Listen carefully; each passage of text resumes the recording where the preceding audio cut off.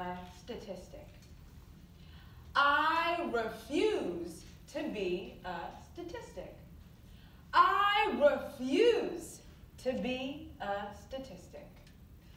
Those are the words I kept repeating to myself as I walked through the hallways of Reed Middle School. As I looked around and saw my peers, some entertaining gangs, others embarking on the journey of parenthood at the age of 12 and 13, I knew I did not want that to be my story. I knew my story would be different. I chose a different path. Being the firstborn of immigrant parents, Anita Charleston and Glacier Dorelis, excuse me, that's my mom's maiden name, Charleston, I was the first, and so I took it upon myself to trust that education is the key to opportunity. My parents instilled in me that education is everything. They came here with nothing, and they said, you have a choice. So I took it upon myself in middle school to run with it. You know, a few days before I started, my mom told me the story of my 5th grade teacher, Mrs. Gaynor. There's a way that you never forget these stories, where she told my mom at a parent-teacher conference that I would always be a C student. I wasn't the strongest reader, and I wasn't really good in math. And so she didn't have to expect anything from me, not really. But what my mom didn't realize, in her telling me that story, there was a switch that happened. I took that negativity and I channeled it and I worked hard through middle school. I stayed after school to be tutored by my math teacher, and as a result, I had a great opportunity to go to a private school, and I earned a scholarship. So, during that time, I realized I was different. Going into high school, a different environment, a different town, I was scared. I was afraid. And so I let my academics go down. I wasn't focused. Instead, I channeled my inner social butterfly, for those who know me, and I decided to go and do student government. While doing student government, I worked my way up. I remember the day of election. So this school was from K to 12, and I was a newbie. I knew no one.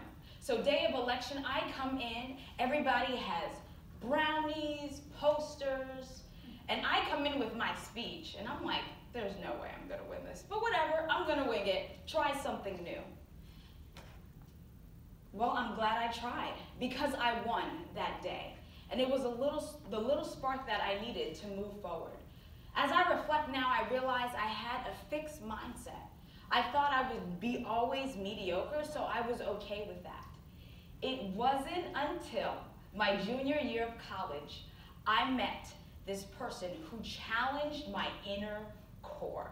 Have you ever met a person like that, who asked you about yourself? I would tell him of my dreams and my goals and the things I wanted to do. And then he held up a mirror and said, for someone who's so ambitious, I hardly see you at the library. Ooh, what did you say? I'm sorry, I don't know you like that. We don't have that type of relationship. Lo and behold, he is my husband of 6.5 years, my best friend and my partner, father of my children, so you know how that turned out. But I began to look at myself and say, you know what? He's right. He's right. Why am I not focusing on my studies? So I started the journey of a mindset shift, of a growth mindset, not being afraid of failure, being open to new opportunities. And that was the best thing I could have done. And it reflected in my studies. As I continued, after undergrad, I went on to grad school. I earned my first master's in corporate communication and public relations. And because I was open to new experiences, I took a photography class in India. What? But it was so different and so new, and I kept on going. I decided to go back to school, right? A lifelong learner, and I had the opportunity of earning a second master's in teaching. And so through that time, I was able to work in higher ed and found my love for higher ed. So I kept going, and I decided to stay, not at Sacred Heart, but look for a school, maybe similar, a small school. And that's when I happened upon Bryant University.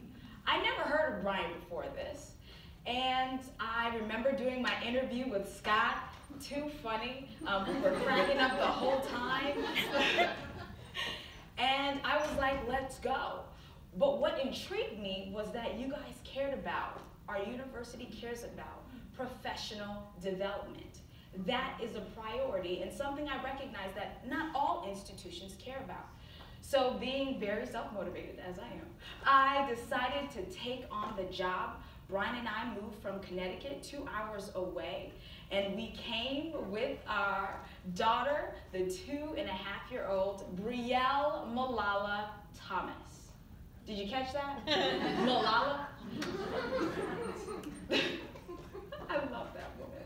But anyways, the reason why I named my daughter after Brielle Malala Yousafzai, right? She was shot at the age of 15 for standing up for girls' education. She was an activist, and at 18 earned a Nobel Peace Prize. But that wasn't it. After she got shot, she didn't stop there.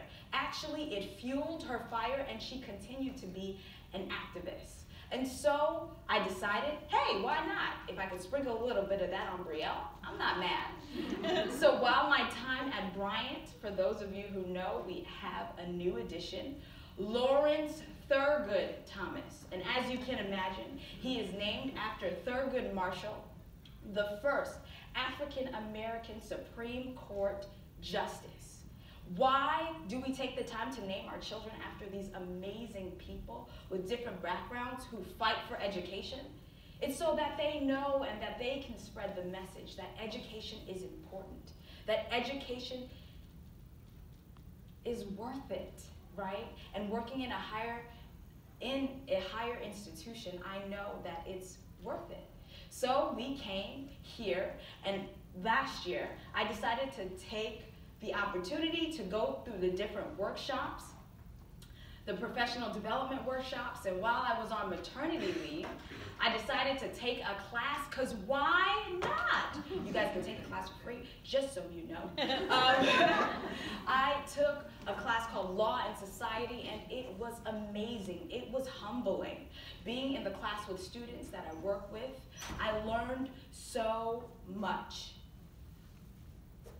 But the biggest thing I learned through my experience is that learning is not limited to the four walls, that it continues, that you can be an avid reader, learn from that, but you can also learn from your neighbor. You can learn from your coworker. You can learn from anybody and everybody. And because of that, I choose to live my life knowing that everybody's a teacher. Everybody has a lesson to impart in me, a little piece of wisdom that I can move forward with. So what do I encourage you to do today? I know we're here to inspire, and this is a professional development day, but let this be something you do all the time. Let this be something you go for. In the conversations you have with someone who's cleaning the toilets or someone working in Sodexo, know that they have a lesson to teach you. And just be open. And together we can be students forever. So thank you so much for having me.